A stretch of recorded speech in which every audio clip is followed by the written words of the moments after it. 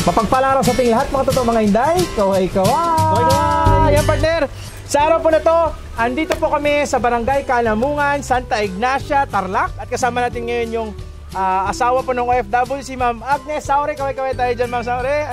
Ayan, sa umaga ito mga idol, pag-usapan natin dahil isa po siyang asawa ng OFW sa Israel. And alamin natin kung paano nga ba siya nagmamanage dito sa farm bilang asawa partner. Kasi marami kasi yung iba na kapag OFW yung asawa mo, yung nasa Pinas, parang alagain na lang din. Pero yung mga pinapadala na pera kay Ma'am Agnes po is dito siya nag-i-invest sa farm. Maybe soon, yung asawa niya, pag-uwi, kumikita na sila dito, baka hindi na bumalik. Kasi partner, ako before is OFW din. Every end of contract kasi doon, halimbawa 100,000 ang sweldo mo. Pag nag-renew ka, o-offeran ka ng 120,000 or 150,000. Habang tumatagal, parang matitim kang hindi umuwi kasi pataas ang sweldo mo. Yun ang isang trap. Pero kung kumikita ka dito, at least mapag-isip ng mga kababayan natin OFW na pwedeng sa susunod, kapag kumikita, madiskarte ang asawa nila like Ma'am Agnes, possible talaga partner na pwede hindi na bumalik. Yan, mga totoo mga Inday, ito pag-uusapan natin kung asawa ka ba ng OFW o OFW ka. Please share the video, manood po kayo at pagkakaroon tayo ng idea dito. Shoutout muna kay Sir Jesse Saure dyan sa Israel. Kaway-kaway sa Sir. At dito na si Mama. Malapit na siya magbakasyon. Malapit na magbakasyon. Kita-kits tayo dito next month, no, sa April. Mga dito kami. So yun partner, isa napaka-importante kasi kailangan marunong ang asawa paano magdala ng pera na pinapadala galing sa ibang bansa. Kasi pag hindi marunong, gastos ng gastos, walang mapupuntahan at walang investment. Pero ngayon nga, preparation para sa investment nila mag-asawa at sa future nila. So itong ginawa nila yung farm. Ma'am, ano ba ang diskarte mo? Bakit ganito ang ginawa ninyo sa farm nyo? Hindi kasi, ang plano kasi ng asawa ko noon, magpo-for good na sana siya. Kaya lang, wala pa kasing ipon, tsaka wala pa siyang negosyo na nadadatnan. Kaya sabi niya, nung nalaman niya na may pa-seminar ang hito farming sa Pampanga, pinag-seminar niya ako. Ngayon nung nag-seminar ako, tapos nung natutunan ko yung ibang diskarte sa hito farming, nag-umpisa kami magpa-backho dito. Bali 10 butas to, kaya lang, itong iba kasi mahirap mag-ipon ng tubig. Bali 4 na butas lang ang gumagana. Ngayon nung nalagyan na namin ng tubig to, sabi ko sa kanya magpakawala muna kami ng konti, kaya lang sabi niya kasi sayang yung panahon, sana yung oras. Sabi niya, kaya dapat malagyan lahat sana, kaya lang nga mahirap kasing maipunan ng tubig yung iba. Kaya ang nilagyan lang namin, bali nasa 4 na butas lang. Ayan. So dahan-dahan, nagde-develop kayo. Hopefully soon, lahat na malalagyan. O yun. So partner, pero itong partner na napakaganda partner, hindi lang siya nag-focus dun sa hito. Kasi ang hito pa talaga ngayon, napakaswerte yung presyo. Mahal talaga hito ngayon, no? Kung saan yung presyo, kung saan ka man ngayon, at may hito dyan, mag-comment ka nga kung magkano presyo sa inyo. Partner, nag-focus din sila sa may poultry din sila, may manukan, may kambing, baboy, tsaka may baka din sa paikot, no? Ayun. So paano yun, ma'am, na-come up sa idea na gano'n na lang gawin nyo, parang integrated farm na din kayo? May mga gulay din kaya para libangan na din ganun. Habang wala yung asawa ko, kaysa makipagmarites ako sa mga kapitbahay. Kaysa makipagmarites ako sa kapitbahay, at least may mapaglilibangan ako dito. Kasi tama. Kaya lang yung ibang ginawa ko kasi dito hindi alam ng asawa ko, lalo na yun sa mga manok. Hindi niya alam yun, parang kumbaga pagdating niya, parang surprise ko na lang sa kanya. Yes, may paano mo makikita niya? Yun lang, hindi na surprise. Hindi na surprise. Kasi dito mga idol, after ng seminar doon sa Pampanga, dito kami pumunta kay Mama Agnes, and kung makita sa pinakaunang video natin na 1 year ago, wala pa to, hindi po nabako. So Ma'am Agnes, ano po ang nangyari at ano mga improvement dito sa farm nyo mula nung nag-visit plan tayo dito, nagpa-plan na ipabako nyo po ito? Pwede tayo mikot, ma'am, para makita nila kung ano development para this. Medyo mainit Ayan, so dito sige. Ito kasi dati talahiban, tapos maraming mga puno ng mga yung lagundi. Tapos ang ginawa namin, bago namin pinabakho, pinalinis muna namin dito. Lalo na yun doon, talagang maraming mga damo yun doon sa bandaron.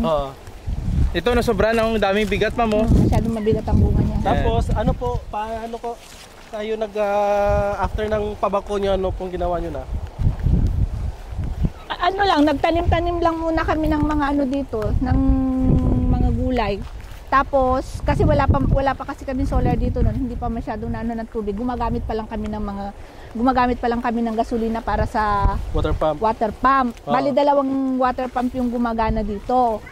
Kasi nung bago pa lang ito, madali lang bumaba yung tubig. Madali lang makaipon ng tubig, kaya lang madali lang din siyang bumaba, kaya hindi pa siya pwedeng pakawalan.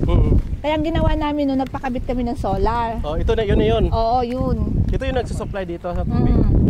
Kasi para pag bumababa yung tubig niya, mayroon sumusuporta para hindi mawala ng tubig. Oo. So ano pong nangyari po after? Kasi umiinit kasi yung tubig niyan pag ano. Tapos nung napakawalan na namin to, sabi ng asawa ko, magtanim-tanim din kami ng mga, kaya lang ano kasi dito marami kasi mga pakawalang kambing na kumakain din ng mga gulay.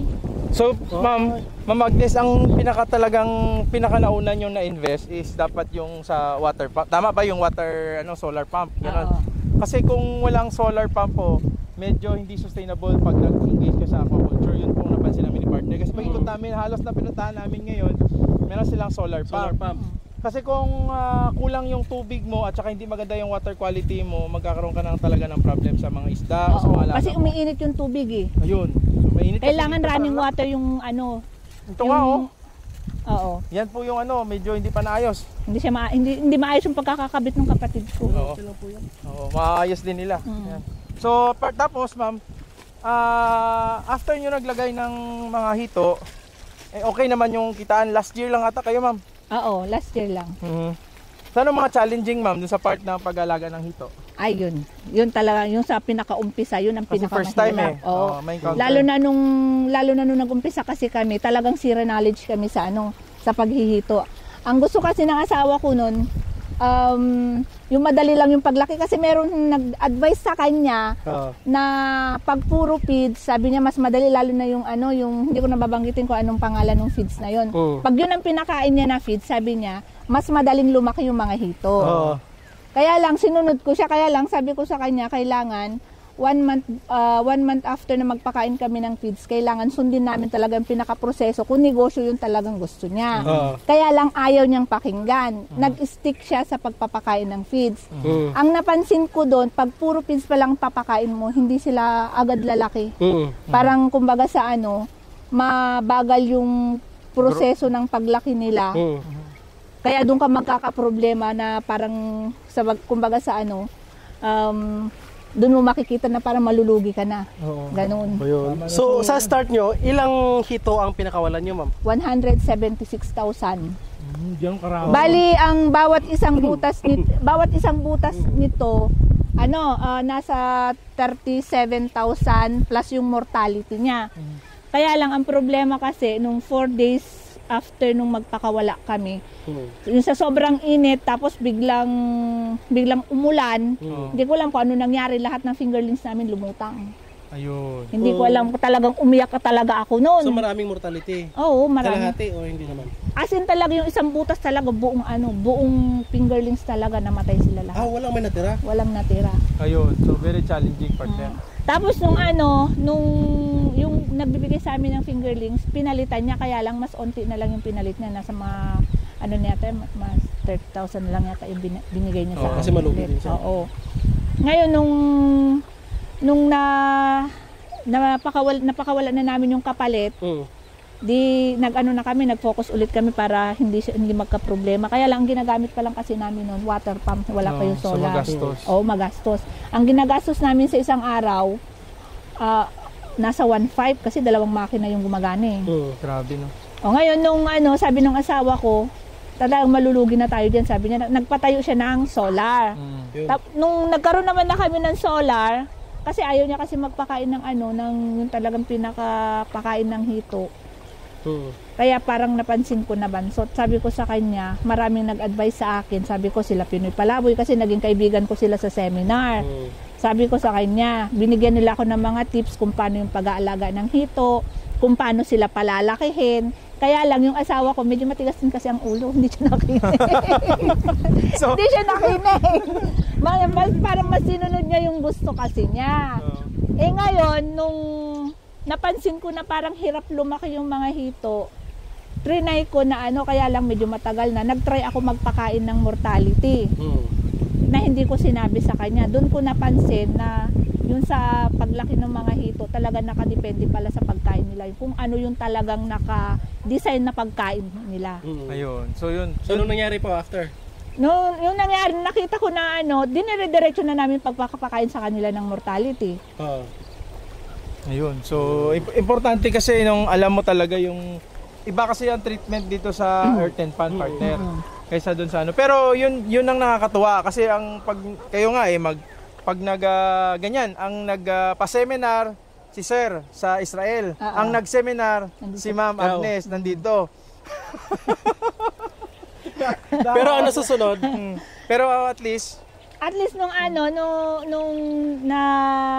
nakita ko kung yung development ng mga hito sa pagpapakain ng mortality, tinuloy-tuloy na namin. Kaya sabi ko dun sa asawa ko, itong susunod na pagpapakawala natin, sabi ko, ako ang didiskarte.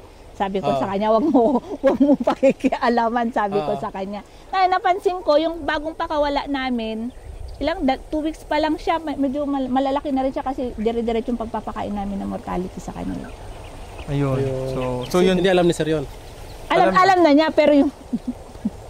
Mama, i-confirm ko lang kung ano yung mga sabing confirm ko lang yung sabi na mortality. Yun ba yung sa yung mga manok na pilayan, ganun yung yun. So yun. Yung parang hindi na siya ganun ka productive. So at least dito ginagawa niyo po yun. Kasi yun talaga yung pinaka kasi dapat high protein yung sa hito partner. At saka nalilinisan naman yun. Unlike dung sa Mindanao kaysa more in Mindanao na yung bituka talaga ng manok. Ayun. Na waste, yung totally waste. Very dito challenging. Sa kanila is mortality. So very challenging po talaga matutumahin dahil pag nag-start talaga ng business, lalo na pag ang asawa mo OFW, siyempre doon siya, dito ka.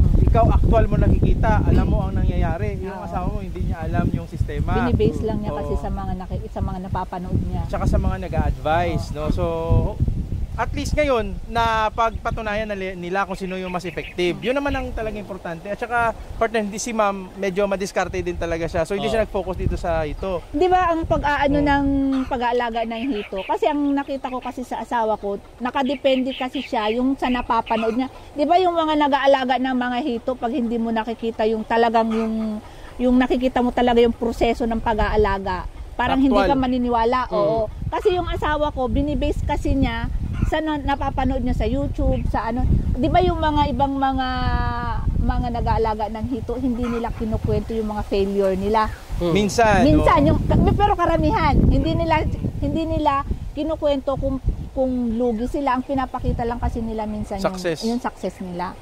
So, yun, at least ngayon po ay napatunayan nyo na kayo mismo naka-experience. Kasi actual ko na-experience. So, in short ma'am, ano ang pinaka-effective na experience mo? Para sa... Dito sa pag-alaga ng hito na hindi malulugi? Pinaka nakita ko, sundin mo talaga kung ano yung environment ng mga hito. Yun. Tama. So, yung partner, isa yun sa mga technique. So, kung papansin nyo po mga mga Inday, yung farm nila dito ay slowly napadami nila. Meron silang mga prutas na, no? May mga papaya, may mga mga manok, dami din. Surprise nga dapat to Pero tingnan nyo, pwede na pang mangihaw na nata ng native na manok. Ay, mga itlog na dami pala itlog dun. Tapos partner, na-inspired ako sa story ni Ma'am na kapag yung gift ng asawa niya na 7,000. Yun yung story na binigyan siya ng 7,000 sa December. Tapos kanya Christmas gift, yung binigay sa kanya, hindi niya binili ng mga material na bagay. Binili niya ng biik. Yun. Tsaka dumami. Anong nang kwento nga yun, Ma'am? Punta tayo din habang nagkwentuhan. Sige. Nung Christmas kasi nung 2002, binigyan niya ako nung Christmas gift ko na 7,000. Ngayon, yung 7,000 kaysa pambili ko ng kung mga luho-luho lang, sabi ko, bili ko na lang ng biik kasi may mga nakikita ako nagbababoy. Ngayon, bumili ako ng isang biik. Tapos yung biik na yun, pinalaki ko siya. Tapos sabi ko, parang maganda siyang gawing inahin. Pero yung inahin na yun, kulay black, hindi siya yung puti. Ayun. Ay, Ma'am, may question pala ako dito. Nung pagbibigay nyo ng yung mga manok na sinasabi nyo, naglalagay din kayo ng mga probiotics, gano'n? Oo. Sa feeds dati, naglagay din kayo? Oo. hinahalo namin sa ano, yung probiotic kasi no, nung nagpapakain kami, parang minimix namin siya sa feeds. Kasi may nagturo sa amin ng ganun. Pero may nagturo din sa amin na i-mix namin sa tubig, tapos pag yung mga hapon na, tsaka lang namin ihahalo. Ano nakita nyo ma'am nung pag ganyan? Kasi di ba sabi na kwentuhan nyo mo kasi kanina yung sa hito nyo, nagtaka yung mga buyer na bakit yung sa iba mabaho, sa inyo hindi, ano ba? Yung nung naglalagay kasi kami ng ano ng probiotic, parang yung ano yung pinaka-amoy yung parang lansa ng hito nawawala. At saka ano tawag dito, parang kumbaga sa ano yung mga hito namin, masigla sila na lumalangoy diyan sa ano sa tubig, hindi kagaya nung iba na parang matamlay silang lumalangoy. Ayun. So at least alam din natin na nag-work sa earthen pan kasi usually sa concrete natin, sa trapal yung ginagamit nila Raymel, Sir Eric. So dito sa earthen pan, nag-work din yung orobiotics na probiotics. Yun ang kagandahan. Yun ang ginagamit din namin. Kaya lang nasa bahay kasi yung kahon niya eh. Kanino po nabili, ma'am? Binili namin doon sa nagsusupply sa amin ng fingerlings yun eh. Sino yun? Si Winston Vizcara. Okay. Shout out po, sir. Hello, Dito Winston. tayo? Saan tayo? So punta tayo dito. Ay, dito tayo, dito. Maganda yung mga ginawa ni ma'am dito. Kung FW ka, pwede mo tong ipag-grow. Pagandahin mo yung business. Let's go! Dito yung babuyan nyo, ma'am. Oo, yan o. Tapos yung sa kambing naman, nag-umpisa kami sa 4 na inahin. Oo. Yung ano, yung isang inahin, bili namin doon 3.5. Tapos, nung nanganak sila, may nanganak ng 3, may nanganak ng 2. Kaya ngayon, ewan ko maganda, nasa 20 na yata itong mga kambing. Mula sa isang kambing? Mula sa 4. 4? Nagsimula lang sila sa 4. Ngayon, sobra na mga 20 na daw. Oh, ito na. Pinapakawalan lang sila pag ano? Pag pinapakawan sila pag tanghali na. Para na. makakain sila. Ngayon pwede na ito mapakawalan? Oo. Okay. May mga nabenta na rin kami dito yan, eh. yung diskarte ni Ma'am Agnes Saure sa pagiging asawa ng OFW. Yan, nag-alaga siya ng Ito yung mga ano namin. Yan. Kasama namin si partner.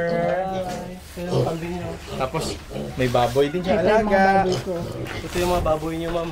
Saka may mga Ito mula sa isa noon.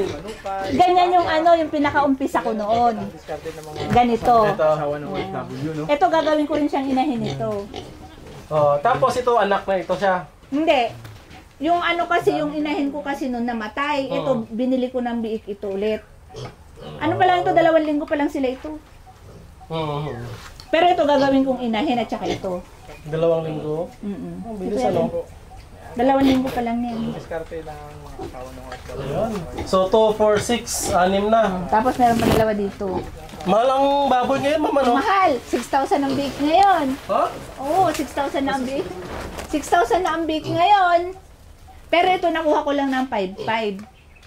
Yun nakuha ko. 5,2 ito. Yun, Ito, 5,500. ilang araw pa lang to? Kanina umaga lang yan. Ay, kayo na umaga lang pala ito. So, Yan, mas maganda pa rin hindi sila i-combine muna, ano? Kasi kung galing sa kabilang farm ito. Oo.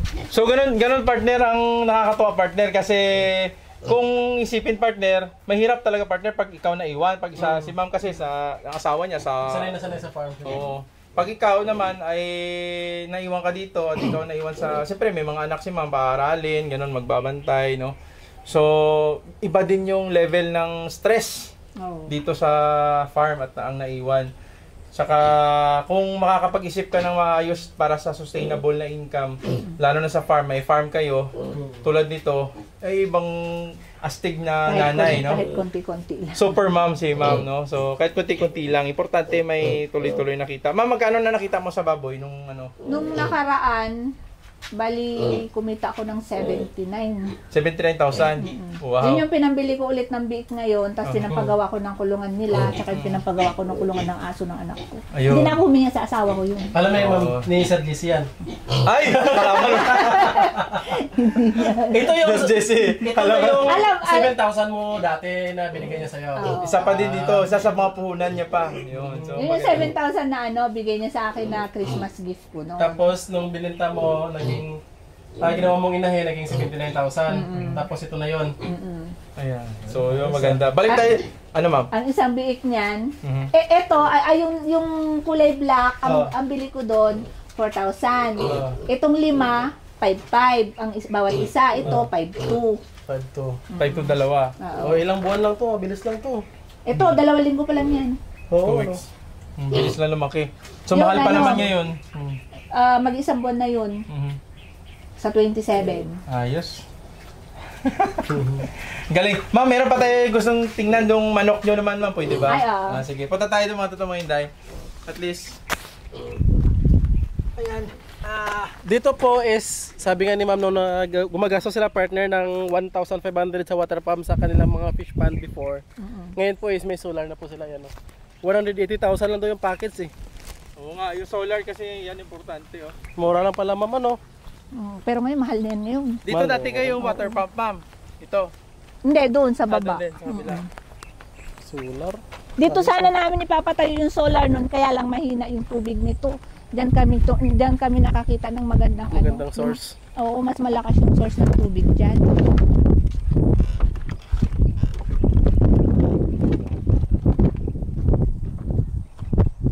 Ayos. Ito yung mga 40 tilapia nyo.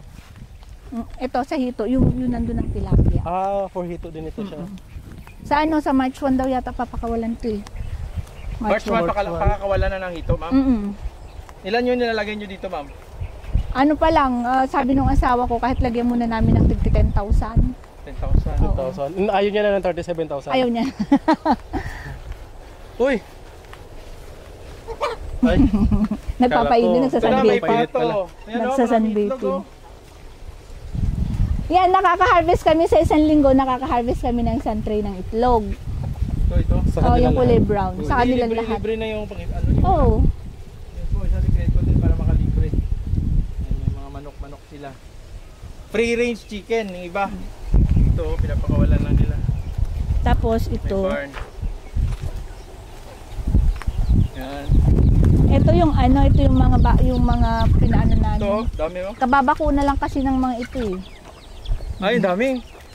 Kababakuna lang pa lang nila. Yan o. Kaya hindi pa pinapakawalan ng kapatid ko. baka makawala ma'am. Hindi, dali lang hulihin lang. Mga native din yun. Maganda talaga pag malawak ang farm mo ano. Ilang hektarya yung farm nyo ma'am? Bali kulang konti ng 3. Bali 28,800 plus ito eh. Tapos yun yung mga bagong pisa naman na sisiw. Dito? Oo. Ayun sila. Mga bagong Natural pisa. lang to na ano. Oo. Nag-hatch na sila. Mga native talaga, ma'am. O mix na sila. Mix, Upgraded. ano yan? Mix na yan. Yan sila. Grabe matiisan mo mga ganito lang ma'am ano. Yan. Mix. Ayos. May mga ganyan. Mabilis lang to dumami pag malawak ang area. Tapos ito naman, binili ko yung mga sisiw pa lang yan. 150 ang sisiw, yung mga black astrolope. Gagawin kong mangingitlog sila. Pwede din yan dito kasi sila tigano ng damo kasi Ito yung tubig nila, partner. sila gusto kasi nila yung mga damo-damo.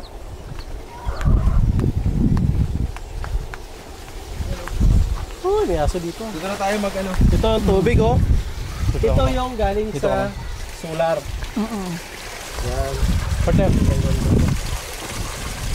Yan, kuha na kayong gusto nyo. So, yun. At least, yung mga totoo mga Inday, no? Nakaka-inspired at nakakatuwa dahil nakakapag-visit kami dito. At excited kami na ma-meet na si Sir Jesse, no? Sana po magkita-kita dito sa April, no? Balik tayo ng April kasi magsa-seminar po kami, abang-abang tayo sa seminar malamang dito sa Pangasinan at sana po makasabay-sabay kayo sa amin sa advanced na technology din, yung super intensive, no? Modern at saka modified na biofloc na gagawin namin dito. Ayan. So, maraming salamat mga idol. Ma'am Agnes, baka meron po kaming nakalimutang itanong at saka gusto mong ma-share sa kanila bilang isang OFW, ano bang pinakamainam talaga gawin na naiwan dito sa Pilipinas? Kailangan maging wise ka sa paghawak ng pera na pinapadala ng asawa. Hindi yung porke tumatanggap ka ng pera galing sa asawa mo, puro kasarap buhay. Kailangan tumiskarte ka din. Sa mga marites naman po, ano na yung advice ko po? Tuloy lang tayo. Tuloy lang tayo. Baka sakali, sabi nga nila, baka sakali, magbigay na daw ng sweldo sa mga marites. Ayan. Partner, last, ano bang masasabi niyo po sa asawa niyo, Sir Jesse, doon at talagang tunay na na bayani ng ating bayan, no? Dahil nandun sa ibang bansa, naiwan dito yung family, pero sikap na sikap para mabuo talaga at makapagpundar para sa future ng family. Thank you sa lahat ng sakripisyo. Love you. Ay, sweet na. Parang kinilig kami bigla doon, ha? Ayan, isa tayo, ma'am. So yun, mga kasama ngayon, dahil sana napakilig namin kayo at talagang natutuwa kami kahit malayo po napunta namin si Ma'am Agnes. No, Thank you din, Idol. Na-inspired kami dahil nga ito nga yung sa mga mahirap din na sistema, no, pagka nag-start ka. So kami naman bibigay kami ng mga advices, no, at nagiging kami ni partner para ma-inspire din po kayo. So yun, sana po na-inspire namin kayo mga totoong mga Inday partner. Yes, so before mga idol, dito pumunta pa lang tayo partner at saka tumitingin-tingin ng mga plano ni Ma'am Agnes. Ngayon may sito na siya, may sa susunod, meron na improvement ulit. Ayun, next year ulit. Tama, ayan. Yeah, Shoutout din dito sa anak ni Ma'am, yun, sila. Janelle. Yan, kawin. Mga idol, sana po na-inspire namin kayo kung nagustuhan niyo po yung ating inspiring story kay Ma'am Agnes. Please like naman yung video natin, mag-comment kung ano yung mga katanungan at saka kung ano yung inyong mga-comment sa ating video at saka i-share na rin po mga idol para marami po mga tanong. Ayan, so mga totoong mga Inday, Luzon, Visayas at Mindanao, iba't ibang diskarte, iba't ibang farming techniques at iba't ibang farmer hero ang mapupuntahan namin ngayon pong episode. Asawa po ng isang OFW at natutuwa kaming pinapakilala sa inyo dahil talagang super mom, no? Ganito kalawak na area, ganito kalawak na farm, pero talagang makikita mo na pinagsisikapan na talagang kikita pagdating ng kanyang asawa, no? So pag nag-stop na sila at mayroon na silang retirement plan, ito na talaga yon. So yan, mga totoong mga Inday, please don't forget to subscribe ang channel po namin Pinoy Palaboy. Click na notification bell para updated kayo sa mga bagong tips and techniques sa Papa-Farm. At sana po kayo din ang mapipicture namin sa susunod na episode. Mula yan dito sa Kanamungan, Santa Ignacia, Tarlac. Kasama natin ngayon ang isang asawa po ng OFW, si Ma'am Agnes Saure. Kaway-kaway, mga totoong mga Inday. Happy farming! Happy farming! Thank you po.